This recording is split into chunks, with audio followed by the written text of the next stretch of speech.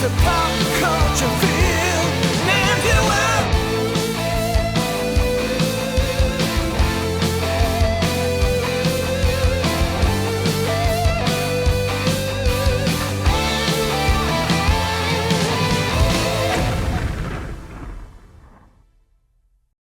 Welcome, Cam. Welcome back. I mean, I'm not welcoming you to the show, but it's been a minute, man. It's been a minute since I saw you. I feel like I was actually telling my wife. I was like, I miss Cameron. I kind of feel like there's like this hole missing in my life because like Sure. we go from Gameology and Jelly Smack, Spec Ops, React and Shiftfire, seeing each other like multiple times in the month, and to on calls and all that kind of stuff. To like you take off for most of the month. I'm like,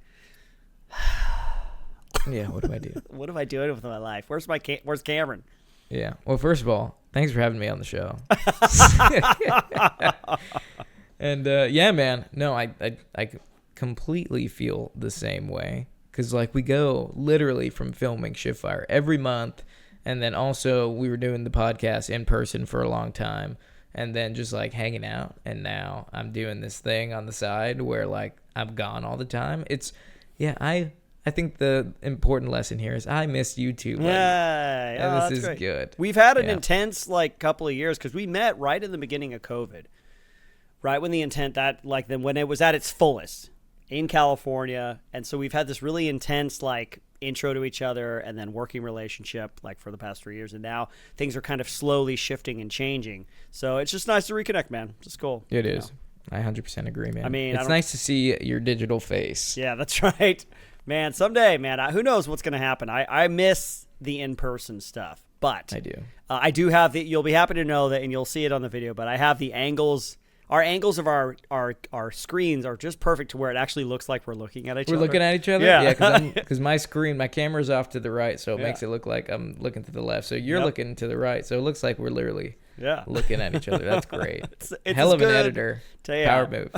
Yeah, because if we were in person, too, I'd have to make fun of your haircut. I'm sorry, friend. Oh, my God. Please do make fun of my haircut. I deserve it. I deserve it, folks, all right? Don't hold back. All right, I'm a big boy. Yeah, Izzy got a haircut.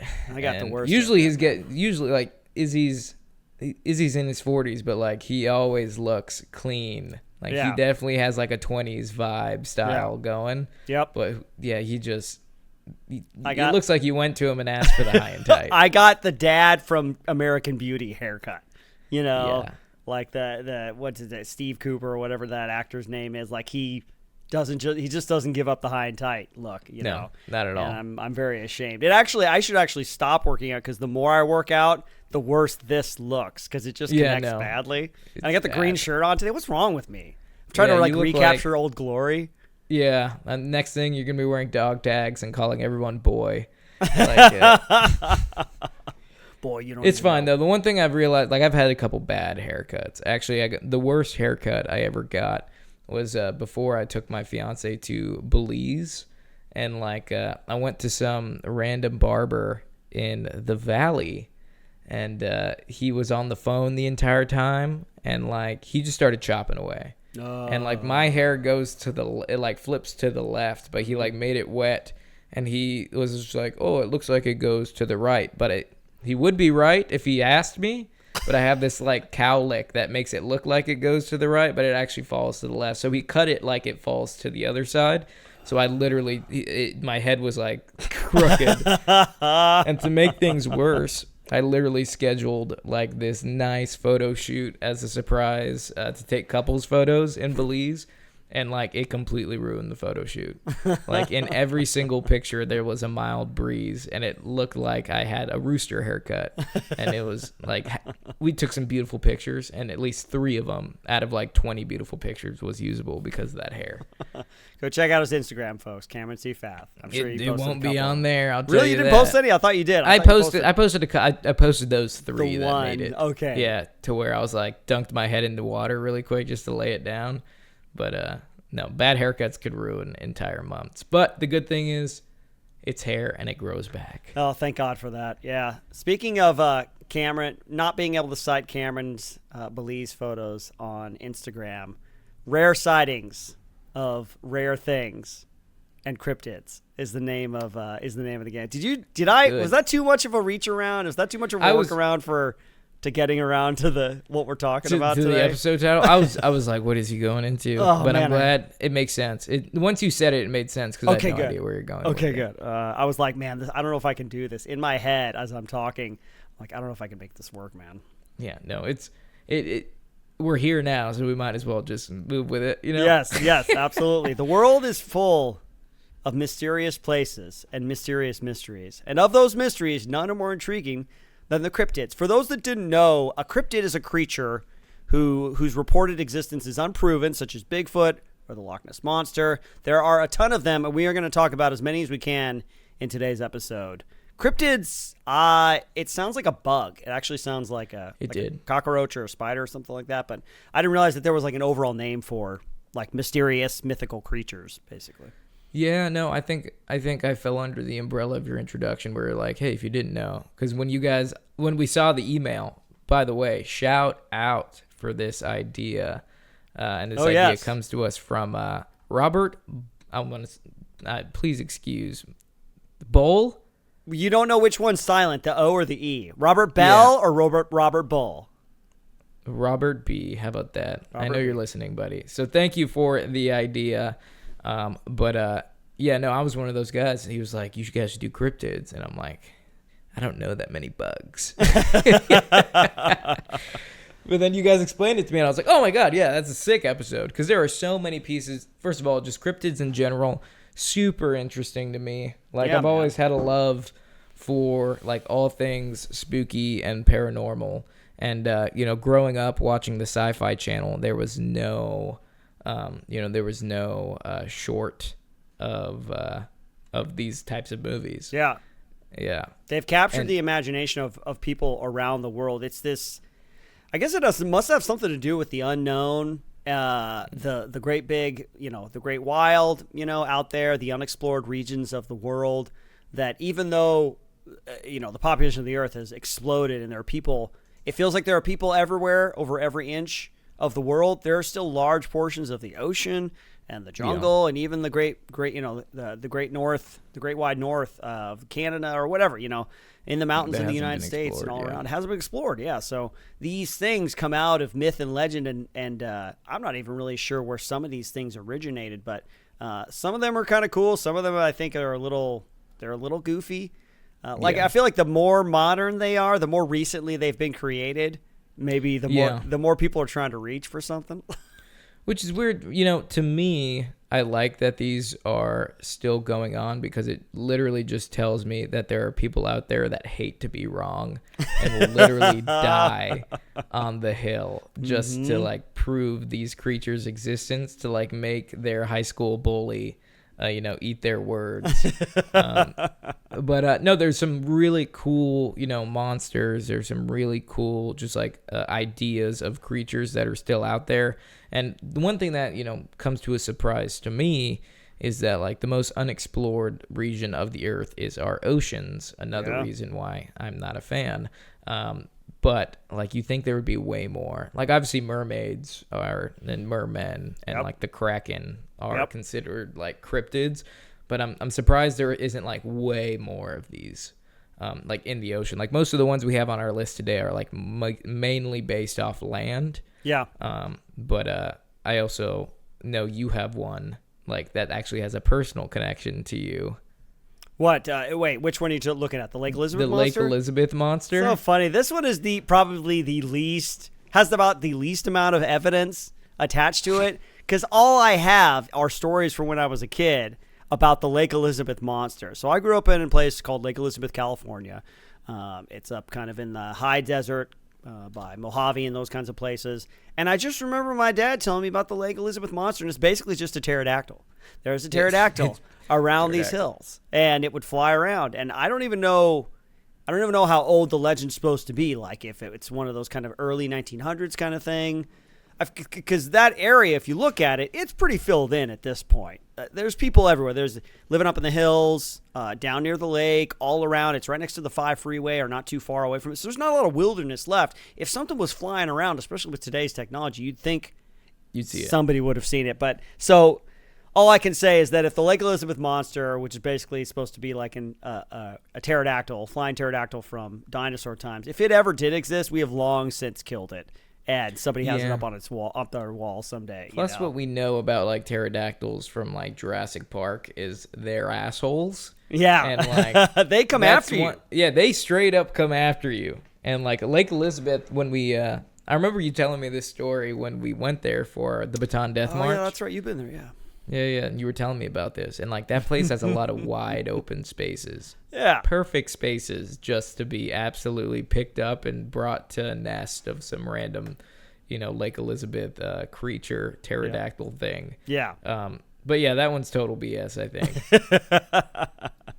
But I had to mention it because I didn't grow up in the Pacific Northwest where something like Bigfoot might exist, or Scotland, even though I did go to Loch Ness with the Loch Ness monster. But yeah, that's like my one personal experience with a cryptid, so to speak, which is not experience at all. It's just basically experience of telling the story of probably something that did never exist. Yeah, let me fix my light really quick. It went out. Oh no, your light went out. Oh no. Oh no, now I'm gonna have to be really interesting. Hey everybody, Cameron's a big dope. You can't even hear me right now. What an idiot! It's so hilarious that he can't hear me right now. I have no life. Most of my cryptid stories, folks, will actually be coming from episodes of the X-Files. So just FYI. Also, we're gonna be talking about the Meg, because I would like to believe that if a megalon did exist, a giant sea shark from deep in the ocean, that we would send Jason Statham to fight it, because that's really the only person that you can send. That's really the person for the job. That and bath salts. I'm not going to have any lights on. How about that? Hey, all right, cool, man. No, it's going to look great. You got a good light on your face, and you got that sweet Ranger flash behind I think that's good enough for right now. That's enough illumination for now. Okay. Apologies. Do you have a favorite cryptid that you grew up admiring or heard stories about? Admiring. Yeah, damn, that Bigfoot. He's got some big feet. That's the classic, man. That's the cryptid of all cryptids, man. That and the Loch Ness monster. Yeah. Well, that's a great question. I don't really think I have a favorite. I think there's the ones that are the most known. Mm-hmm. Like you said, Bigfoot. Like, he is the pinnacle of cryptids. Yep. And then obviously being stationed in Washington State, where like I've come across some like Bigfoot believers. Yep. Yeah. I don't know. Would you consider aliens cryptids? I mean, it's kind of funny, because I think there's broad spectrum definition, which is like myths, urban myths and legends, which I think you could fit a lot of things under, even like crop circles, right? Crop circles, that's like urban legend stuff, urban myths. Yeah.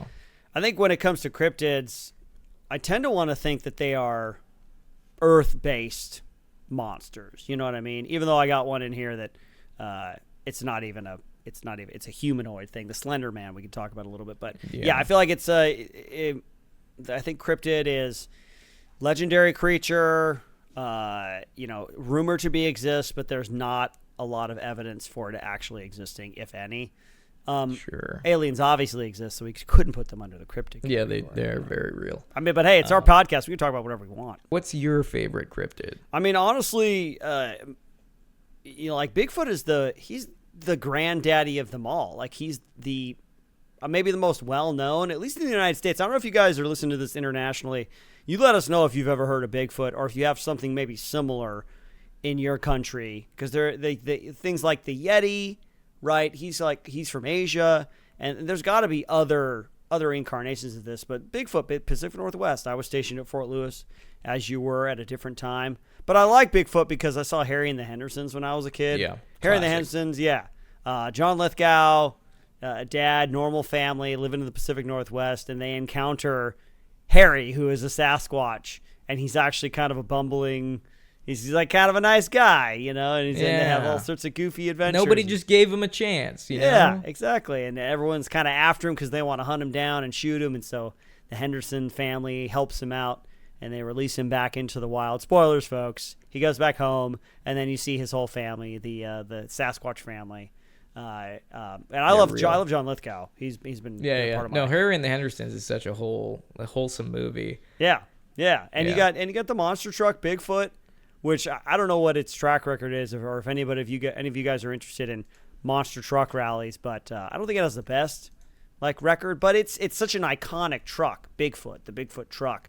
That and like I think Grim Reaper is the other one. But if you're into that kind of stuff, you know If you like monster trucks, you know what the Bigfoot is. Bigfoot, and there's such great evidence, of course, all of which has been completely discredited at this time. But there's the famous photo of he's like walking like sideways and he's like swinging his arms. He kind of looks, and captures that perfect Iconic. photo, which I'm sure is a fake, Yeah, because wasn't that photo pulled from like video evidence as well? What was it like? I think so, but they I think they pieced it together as like a huge hoax. But like it came from a video, and like because I remember they used to have those crazy documentaries back in the day about like finding Bigfoot kind of style things. The missing link.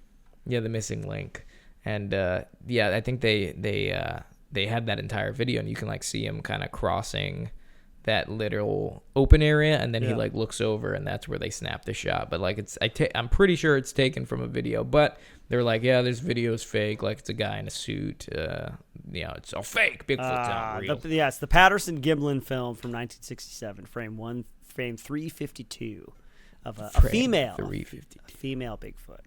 You can tell by Bigfoot. the classic pear shape and the bra Yeah, straps. and the ginormous breasts on it. But I feel like a lot of this stuff, it comes out of, Native American culture or indigenous culture from around the world. They have these legends, and then we just kind of pick them up, and then we run with them, and then of course we put them in comic books and on the sides of our monster trucks. I remember the Yeti. From the freaking what is it, the ride at Disneyland. Disneyland. Was it the Matterhorn? The Matterhorn, Yeah. Actually terrifying for children. Like I went on it recently, like in the last year or something, and I was like, this is for kids. This is scary. Yeah, I was scared of it when I was a kid. I remember going on it once, and I was scared the entire time because I think it's if you go on the ride now, it's digital video screens. But before it was like a giant animatronic. I don't know if it's still the animatronic. Still the animatronic is there? Yeah, okay. yeah. All right, they must have updated it, but it has like these like Yeti sounds where it's like it's like terrifying, dude. It's not chill. Is that the one where somebody got decapitated? Didn't somebody die on a Disney ride recently, or was that the train, the gold digger, or the gold rush? The gold digger Train. ride, yeah. And then it took all his money afterwards. Middle-aged housewife gold digger. Gold digger's I'm not too sure. But But no, I'm definitely familiar with that ride. Yeah, it's terrifying. Yeah. But I think like with me with cryptids, like I definitely think at least like not like the Wadingo, for example, which is like Wadingo. Native American like spiritual creature. Right. But like creatures that actually like, for example, the Yeti, Bigfoot, the Lake Elizabeth monster, that they all come from like absolute just like. You could see where it would be real because, like, we have primates. Like, the dinosaurs walked the earth at one point. Right. And, like, we're still discovering creatures in, like, the ocean, for example, that we've never seen before. So I definitely think they existed at one point in time and were just logged. But obviously, they're, like, back in the day, they weren't tracked. They weren't chipped. They weren't, like, basically their, migration patterns, their way of life wasn't studied. Yeah. But they're just in the books, so people, there is no record of their extermination, but there's a record of their existence. So like people are still looking for the chance to spot these things when they've, to me, I think they've been long gone.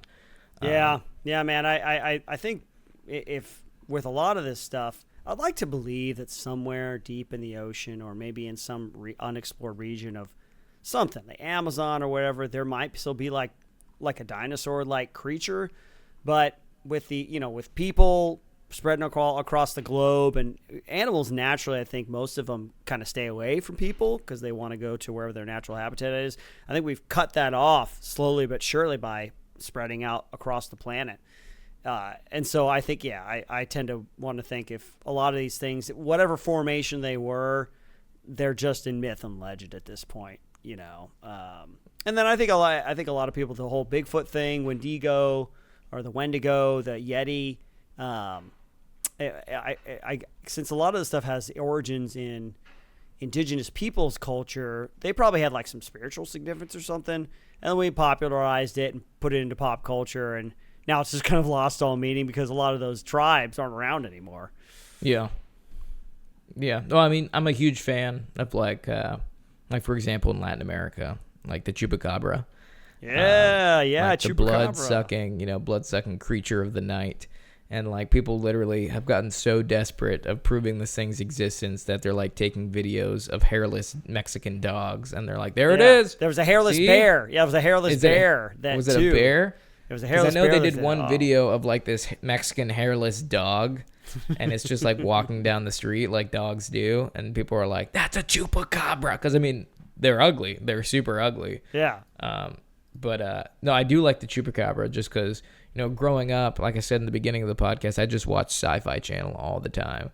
And they used to have this movie that actually involved some military in it. And like it's called Chupacabra Dark Seas. Have you ever seen this? No, I never heard of this. Oh, it's terrible. But side note, for some reason, John Rhys Davies, like the guy that plays Gimli, and who plays some of the craziest roles of all time. Like he played Gimli in Lord of the Rings. Obviously he's Indiana Jones's father. For some reason, I always think he's Sean Connery. Like, tell me they're not the same person. They're not the same person. I don't think. I always would get ever so make confused that, with those two. I used to think Sean Connery was Gimli, and then I'm like, wait, John Rhys Davies. What? But if you look at his IMDb, he like lived for these Sci-Fi Channel monster movies. Yeah, like, dude, he's been in so many. He's been in a lot. He's one of those actors like Ron Perlman where you'll see him in a big budget movie. Like Ron Perlman he'll do Hellboy or what have you, and then during that year he'll do like 7 other films where, a lot of times with these a low budget film they'll pay $1 million to a big budget actress so they can put him in the movie, and he'll work for maybe a couple days or even a week and they'll shoot him out. They'll just shoot all his stuff. And so he's gone. He collects his paycheck, and then they get the notoriety of having a big time actor in his movie. And then I feel like Jonathan Rhys Davies or John Rhys Davies and then Ron Perlman, these guys, they're just working actors. They just want to keep working. And they're not huge. They're not trying to like mold their branding or careers like The Rock or Tom Cruise to where they only can be in these big budget movies, because it would eliminate a lot of opportunities for them to work. And so, and also, as they get older too, maybe the opportunities come less and less. But yeah, John Reed's right. This movie does not look. You've seen this movie? This movie does not look very high. Well, the thing is, with your point where they like just do these short cameos, that's not the case with John Rhys Davies. Oh, really? He will play primary roles. Like in that movie, he is in the entire movie. Wow. And then he also did this movie about a saber-toothed tiger that never went extinct. That is like the same caliber of like B-class monster movie. And he's in the entire movie. He like plays the protagonist. Wow. I just don't like, he'll go from Indiana Jones and like, he probably will be like, I'll do one big movie and then I'll do whatever I want afterwards. Yeah. Because obviously Indiana Jones probably paid him a lot of money. Like Lord of the Rings. Actually, I don't know much about Lord of the Rings because I just found out that Orlando Bloom got paid like $150,000 for all 3 movies. Oh yeah, that was when he was still kind of up and coming. Yeah. I think. But I don't know if JRD, for giving him acronyms now. I don't know if he got paid more than that. But yeah, no. Chupacabra Dark Seas is terrible movie. They get lost at sea and like they're transporting a chupacabra like on the boat, and like something happens where it gets out, and like I think like Navy SEALs come and try to kill it, but the chupacabra just like, and John Rhys Davies plays like the captain of the boat. And yeah, I mean the chupacabra obviously looks like crap. It's like the worst prosthetics ever. Yeah, and it just kills everybody. But that's what I remember growing up and watching. Man, good for you. I've seen some stinkers in my time. A lot of the monsters in this list actually were explored in in shows like Supernatural, but first I grew up watching the X-Files. I feel like a Yeah. lot of these are explored in the X-Files, like the Loch Ness Monster. Well, Loch Ness Monster, not so much the Loch Ness Monster, but Champ, or Lake Champlain, the Lake Champlain Monster, it's basically just another version of a, plesiosaur or whatever. Yeah, Loch Ness Monster, only in America. But season 3, episode 22, Quagmire, there are people getting killed in this lake area, and Mulder and Scully go to investigate. And they go through all the events as the bodies pile up. They're trying to figure out what's going on. And Mulder's obviously the believer, and Scully's the skeptic. And at the end, it turns out to be like a giant alligator that had just escaped from somewhere else. But as they leave the lake and they turn their backs and they drive away, you see the Lake Champlain monster swimming in like crest. And Of course. Yeah. And I went to Loch Ness. I took a trip to Scotland back in 2016. Back in the Disney, huh? Yeah. That was for like a wedding. Weren't you there for a wedding or something? Yeah, I was there for my brother's wedding. Super cool. Scotland's beautiful, man. I would definitely... I'm kind of a check-the-block guy when it comes to traveling. I'll go to a place and be like, I don't need to go there anymore. I went there. I would definitely go back to Scotland again. It's just, especially the further up you get into the Highlands, like the northwestern part of the country, super cool. And yeah, I went to Loch Ness, and they have a really cool, they got a museum there with a couple castles you can walk around. And, I remember that I took some extra time out of my day, a couple hours, just to sit there, just kind of look around, just make sure that if it was gonna crest, I was gonna catch it. Right out. Yeah, it's gonna crest. It's gonna, out of all the times that it could crest, of course, it would do it when the American shows up. But alas, it did not. X-Files. What a great show. We should do an X-Files. I don't know if we could do an X-Files episode sometime. You didn't really ever watch that show, did you? No, not really. Nah. But I can always watch the show.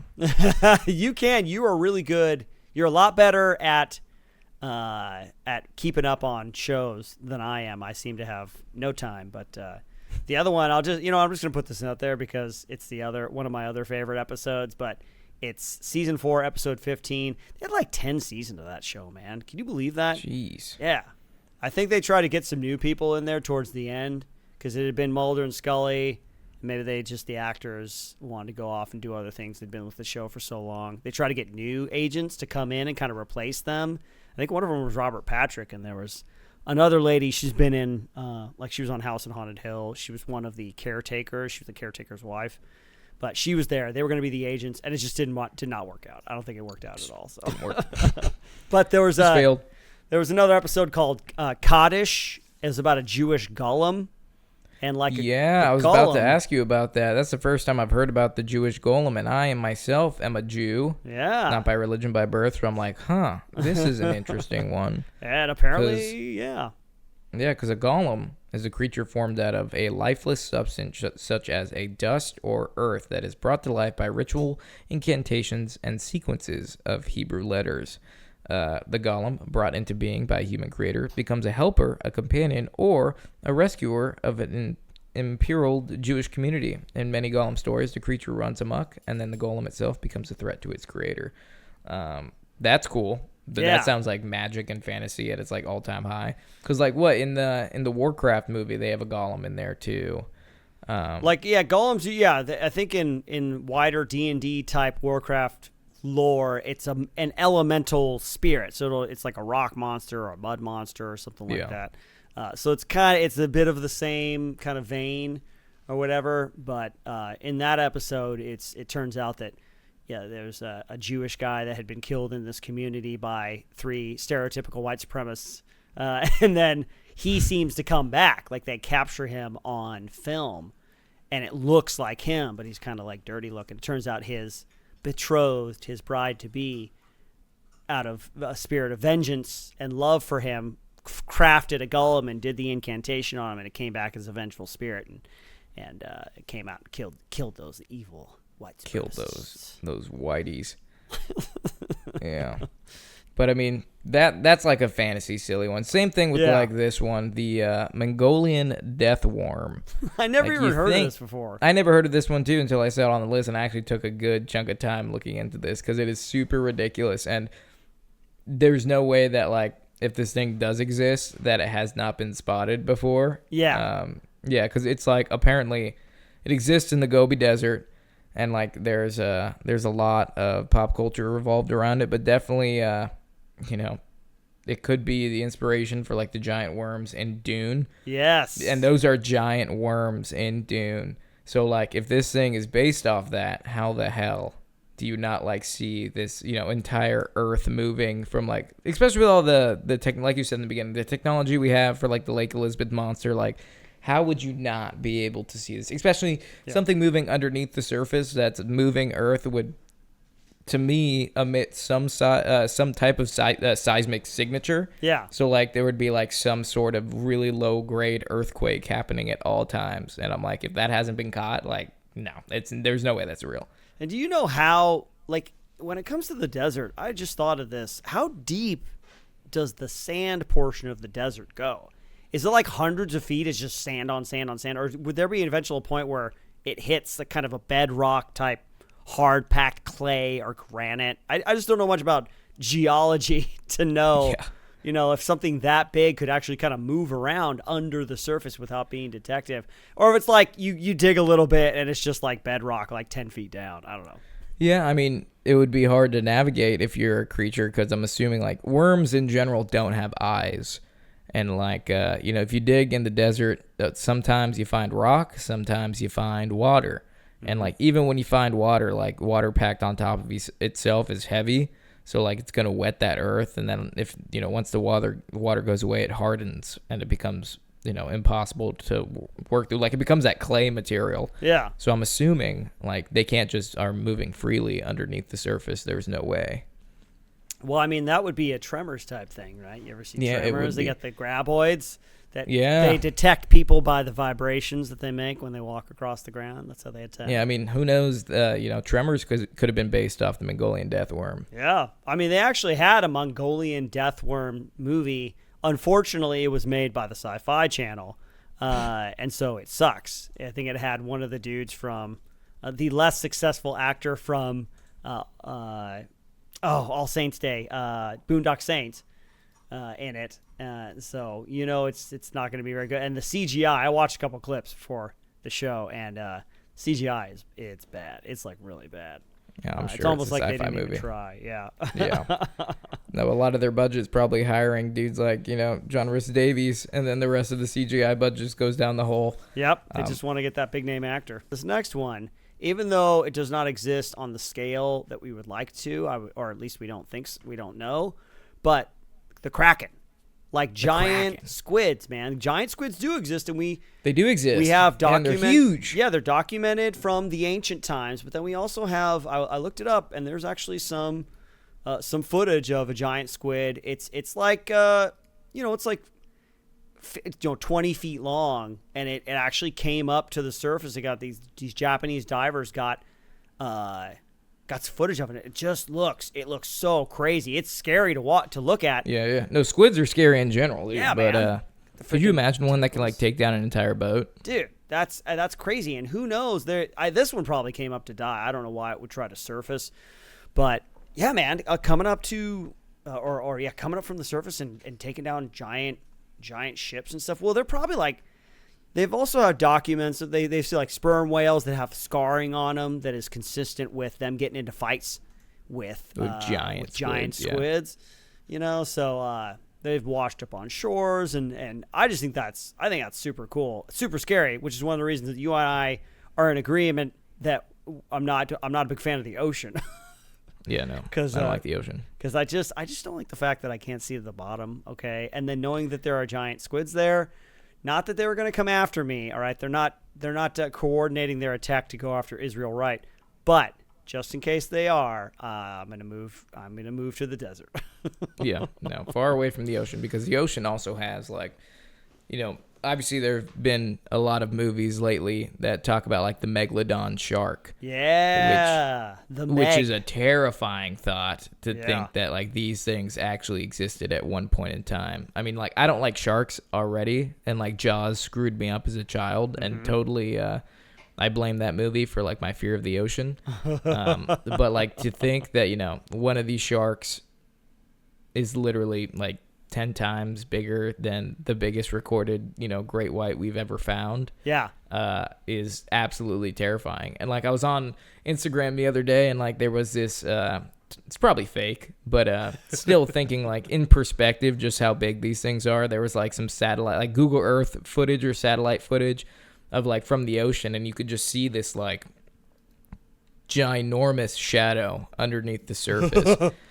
And like it looked like an animal, could be a school of fish or anything, but like when you compare it to this they also took pictures of like those giant school yellow buses, and it was about the size of like two of them width, and like two of them freaking stacked on top of each other. Yeah. And to think like that was out there at some point, and like who knows, since we don't explore the ocean or can't with the technology we have, otherwise you end up going to see the Titanic and just dying. That's terrifying to me. I don't like that one bit. No way, man. What's cool is that you get reports from, if you look at old ship's logs from early explorers, they talk about sea monsters, but a lot of this stuff, a lot of stuff, I'm sure it's whales or different things like that. But sometimes the description, guys, like seems like an old dinosaur or something like that, or I don't know. I don't know if it was a giant squid or not, but it's cool. It's cool to think that maybe that's, like I said before, maybe that's part of our need to believe that there's something out there in the unexplored regions of the world that we can still discover. And I think that we're not when it comes to cryptids, but we discover new species of different things, whether it's bacteria or certain animal variations and stuff. But I was looking at some of the like giant squid footage. These dudes were in like a submarine, and there was one kind of off in the distance, and definitely do not want to go into the ocean in a little tin can. Yeah, to go look at giant things that. Yeah, because we don't know how long things live. Like the whole argument earlier was like, yeah, these could have been real, but then died off. But like, for example, like you ever heard of the Greenland shark? The Greenland shark? No. Yeah, so the Greenland shark is like one of the oldest living sharks that like they've found in the ocean. And like it could, they estimate that the shark can live at least 250 years and that they might live over 500 years. Wow. So like even, thinking about a shark that was born 250 years ago was in the 1800s. So when like a lot of this, these ship logs and details came out, so who knows, like these animals could have passed on, but during that time of like quote unquote sea monsters, like there could absolutely be these creatures that have just like been super, mature, but have ultimately died in that era, or were, it's things I don't like to think about when I'm, planning a beach day. Right. Yeah, man. I mean, we have a hard enough time with the sharks that we do know about, which actually, I don't want to propagate any rumors or anything. Typically, the more you get to know about sharks, they're typically not aggressive, and when they are, it's usually because they've mistaken a person for a seal. Like we have the wetsuits, we're on the surface, we're flapping around, and it is unfortunate, but typically sharks are not aggressive. I think they kind of get a bad rap from pop culture, and Discovery Channel Shark Week every year. It's basically just been like, oh, now it's just a horror It's just like, reel. oh, okay, now I feel good. After watching a shark movie, I never want to go in the water, and then I'll watch Shark Week, and I'm like, okay, I can go in the water, but I'm still paranoid. Yeah, and obviously they're an important part of the ecosystem. So don't go hunting down sharks. Okay, don't let some big tech billionaire fund an operation to go and search for the Meg in the bottom of the ocean. Just leave it alone. And if you can't leave it alone, at least take Jason Statham with you. Yeah, for real. There you go. Facts. That's some facts. But last thing I want to talk about, it's not a cryptid, but it's more of something that has actually happened that I just wish would happen to me, and that's dolphins saving humans. What? Yeah, there's been a couple instances, and it's even been recorded like way back when, of dolphins saving people. Which I think is just like the coolest thing. Sea turtles, dude. Yeah, tied a bunch of sea turtles together. Oh, wait, what? That's from Pirates of the Caribbean. Oh, Pirates of the Caribbean. No, man, it's just dolphins, we know from what we've studied, are super smart. And what is it, Douglas Adams? So long and thanks for all the fish. The what is it? Hitchhiker's Guide to the Galaxy. Apparently, right before the Earth is destroyed to make room for an intergalactic highway, all the dolphins leave and they say, "So long, thanks for all the fish." And we realize that they were these super intelligent beings that have spaceships and all that kind of. But there are many instances, and I think some more recently, of people being in trouble. I think one guy there were sharks in the area, and a bunch of dolphins came around and it kept the sharks away from the humans for a time. It's just kind of interesting that they would do that. I read an article that it offered some possibilities as to why, like maybe they're just social creatures and they have this kind of, they have the kind of a social aspect to them, and so it turns into some sort of protective kind of thing, or maybe they're playing and they don't realize that they're helping humans out, or I don't know, man. Whatever they're doing something right, except for the gang rape. Yeah. Dolphins are notorious for gang raping. Notorious gang rapers, yeah. That's not the good thing. Listen, no species is perfect, man. Okay, we got our problems. The dolphins got their problems. Yeah, but we come together with our problems. Our problems make us one. That's right. United with the dolphins. Yeah. But cool, man. I think we talked about a lot of popular ones. I think we dove into some not so popular ones like the lizard people. So if you didn't know about them, I'm sorry you do now. But dude, we have this fan question that also comes to us from Robert, who, shout out, gave us the idea for this episode. And Robert, along with the idea, wants to know, if you ever had to fight a cryptid, what would it be and how would you prep for it? Ooh, great question. I love it when, I don't know if you've seen any of the pop culture stuff associated with it, any of these guys, apart from, I guess we got the X-Files stuff, and then you saw a couple of the movies, didn't you? But whenever they bring to bear a military unit, it's kind of nice to think like, well, how would we go after one of these things? I guess it depends on what the cryptid is.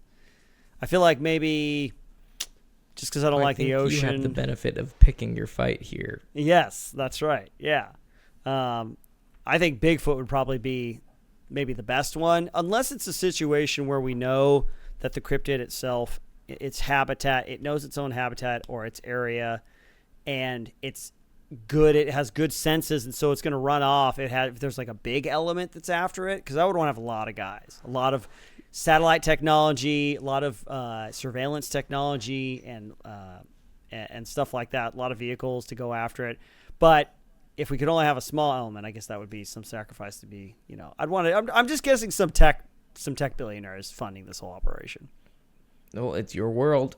It is your world. For me, I think I'm just going to pick the Chupacabra, just because from what I know about it, it's bloodsucker. It goes primarily after goats, so I don't think it's super big. Yep. And for me, prep, I just need a small team with night vision assets and some good quality firearms, because just because they're cryptids doesn't make them bulletproof. Yeah. Arnold Schwarzenegger said, if it bleeds, we can kill it. Yeah, exactly. And I think the Chupacabra definitely bleeds. So, and plus, if people are mistaking it for a tiny little dog, I'm going to put that thing on my shelf. Yeah. Yep. Easy pick for me. But Bigfoot would be good too, because he's not bulletproof at all. Yeah. But he is scary. Yeah. We'd have to really be off our game that day to be taken out by Bigfoot. Big tooth. Unless there's like a whole family of big feet. But even so, man, a couple shots in the right area. Yeah. People hunt primates. They, the silverback gorilla is endangered, and poachers go after those with no issues. So why can't I just poach a bunch of Bigfoot, huh? Yeah, it's like the American version of Harambe. Yeah, literally. So I hope that answers your question there, Robert. Yeah, I'm going after the Chupacabra, and I'm going to stuff it and put it on my mantle. Because that's par for the course for humanity. All right, folks, that's it for the main body, folks. We got a game to play, and I have the game. Always. Cameron. You got the game. I'm playing. That's right. I'm the game master. You are the gamer. And this game is called Name That Cryptid. I'm going to describe one of these beasts. You give you multiple choice answers, all right? And this time, Chris has actually included the answers in the game this time. So. Oh, nice, Chris. Good move there. These are ones that we have not spoken of in the episode. So you really got to put your thinking cap on for this. There are one. so many cryptids out there, man. Oh, man. Yeah. All right, let's do the first one. There's just 5 of them, so it should go pretty quick. This first one is an extra large otter-like carnivorous aquatic mammal that lives in Ireland. Is it A, the Garoon, B, the Dobar Chew, or C, the Fully Craw? Wow. I mean, if those names didn't give you hints, I don't know what else did. A carnivorous otter. Interesting. Otter-like. I'm glad it's carnivorous multiple aquatic choice, mammal. because if it wasn't, I would have a 0% chance. of getting this. But now I have like a 33.3333 repeated chance. That's right. So I'm going to go ahead Oh, you got it? and just guess the Gahoo. The Garoon, eh? Yeah. That is incorrect. You are an uncultured swine. It's the Dobar Chew. The Dobar name Chew. of the Oh, aquatic man. mammal. It looks like a monstrous otter. That's really kind of, if you look at pictures, it just looks like a monster otter. But it's one of the cryptids. You go out and do your research of the cryptid list. It's on Look there. at this thing. I like how it seems like almost every area of the world has their own legendary animals or legendary monsters, which is kind of cool. It just shows you it's something universal across cultures. But all right, Cameron, we got the next one. If you're ready for it, I am ready. this one is an aquatic humanoid whale-like creature supposedly inhabiting subantarctic oceans. Is it the A, the Ningen or the Ningen? Is it B, the Noongoon? Or is it C, the Nilbog? Aquatic I have humanoid no whale-like idea. creature. I'm just going to go with my first instinct and say it's the Ningen, just because that one stood out to me the most. Kind of sounds like ninjutsu. Yeah, Ninja. You are correct. It is the Ningen. Nice. Hey, good for you, man. All Got right. that one Oh, yeah, right. look at pictures of this thing. And looks totally Antarctic. It Oh just my looks God, like a there is- whale to me. Like they saw something that they didn't understand and they described it, and it's like, oh, that's just a whale. It's Yeah, like there's literally a whale-like. picture here of like this ice cap with like these white legs and just like the front of a narwhal on it. Oh, I've seen that picture. Honestly, this creature does not look terrifying at all. Oh, I'm thinking of a different one. I know which one you're talking about. Yeah, it's got two Yeah. little man legs. It and looks it's like a just face sperm. of a It whale. literally looks like a sperm. Well, good thing you can definitely go to the subantarctic. I can't say that. And you don't have to worry about running into this Yeah, thing. I won't worry about that little guy. That little guy, don't worry about that little guy. He's just a little guy. He's All right. just a little guy. Next one, a 7-foot-tall, blue-eyed or amber-eyed bipedal canine-like animal with the torso of a man and a fearsome howl that sounds like a human scream. Is it A, the Illinois Dogman? Is it B, the Texas Dogman? Or is it C, the Michigan Dogman? Ooh, so I just have to. It's a dog man. It's a dog so I just man. have to pick the state That's that I right. think it is. Illinois, Texas, or Michigan? For some reason, I want to say Illinois, but then again, there's part of me that's like, oh, Texas. Texas has everything, you know. I'll go with Texas. The Texas dog man. Oh, unfortunately, it is not the Texas Dogman. It's the Oh, Michigan Dogman. The Michigan, not even one of my considerations. Michigan was feeling a little left out, so they had to create an urban legend for themselves, a cryptid. So, all right. Oh man. Next one, you got 2 more. A legendary creature in particular North American indigenous peoples' history and culture. It is considered a supernatural being of power and strength. It is said to create thunder by flapping its wings and lightning by flashing its eyes. Is it A, the lightning bird? Is it B, the thunderbird? Or is it C, the sunbird? Is it Zapdos, the Pokemon? Zapdos. That would be in Japan. Oh, okay. What were the questions or the answers again? Is it A, lightning bird, B, thunderbird, or C, sunbird? Which kind of bird is it? I mean, Thunderbird is a type of car, so I feel like that's named after something. So I'm gonna go with Thunderbird. That is correct. It's an amazing car, Nice. and then also an amazing North American indigenous people's history and culture phenomenon or creature. So yes, you got that one right. That's the Thunderbird. The Thunderbird, also known as Zapdos. Is that what that is? Oh no, it's a Pokemon. It's one of the legendary bird Pokemon. Oh, Zapdos. I know what you're talking Zapdos. about. It's not Zapdos. Zapdos. Zapdos. Okay, good. Yeah, get it right, Cameron. Yeah, sorry. All right, last one, man. A legendary humanoid frog described as standing only 4 feet tall. First seen in Ohio. Ohio. So is it the Homestead frog, the Loveland frog, or the Mississippi frog? Is it the Loveland frog? Isn't Loveland a city in Ohio? That is correct. It is the Loveland frog, Nice. Cameron. Good job, man. You got about half and half. Nice. So you're up on Half your and half. your I'll take it. cryptid Especially lore. with those tribal names. It's like, how the hell? Actually, Yeah. no, you got most of them right, actually. You only got 2 wrong, so good for you, man. Oh, nice. I'll take it, man. Well, good job, man. I hope you all at home did just as well as Cameron did, if not better. If so, then good job on keeping up on your cryptid Good lore. job on your cryptid lore, folks. Cryptid lore. Cryptic knowledge, cryptid knowledge. Encrypted Your knowledge. crypt knowledge, your knowledge of crypts. Yeah.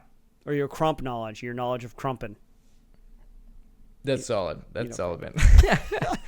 Well, folks, if we missed any cryptids on this list, this is such a topic of interest for myself, and I'm sure Izzy as well. So if there are any of these mysterious mythical creatures that we failed to acknowledge, or, just maybe you come from a small town, maybe you come from international cities where you guys have their own, please feel free to shoot us a message on our Instagram or on the Patreon.